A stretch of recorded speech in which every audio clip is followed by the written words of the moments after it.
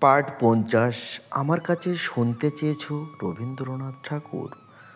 শ্রীমান ধৈর্যটি প্রসাদ মুখোপাধ্যায় কলানেশু। আমার কাছে শুনতে চেয়েছ গানের কথা। বলতে ভয় লাগে তবু কিছু বলবো। মানুষের জ্ঞান বানিয়ে নিয়েছে আপন সার্থক ভাষা। মানুষের বোধ অবুঝ, সে বোবা।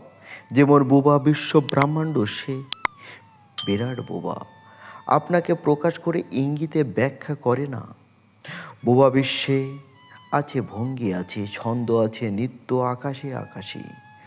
অনুপরমাণু অসীম দেশকালে বানিয়েছে আপন আপন নাচের চক্র। নাচছে সেই সীমায় সীমায়, গড়ে তুলছে অসংখ্য রূপ। তার অন্তরে আছে বহির্তেজের দুর্দাম বোধ, সেই বোধ খুঁজছে আপন ব্যঞ্জনা।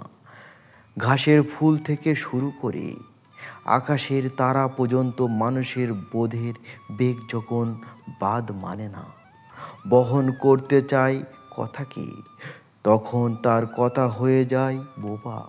সেই কথা খোঁজে ভঙ্গি, খোঁজে ইশারা, খোঁজে নাচ, খোঁজে সুর। দেয় আপনার অর্থকে উল্টিয়ে, নিয়মকে দেয় বাঁকা করে। মানুষের কাব্য রচে বোবার বাণী। মানুষের বোধ যখন বহন করে সুরকে, তখন বিদ্যুৎ চঞ্চল পরমাণুপুঞ্জের মতোই সুর সঙ্গকে বেঁধে সীমায় ভঙ্গি দেয় তাকে, নাচায় তাকে বিচিত্র অবতরণে। সেই সীমায় বন্দি নাচন পায় গানে গড়া সুর।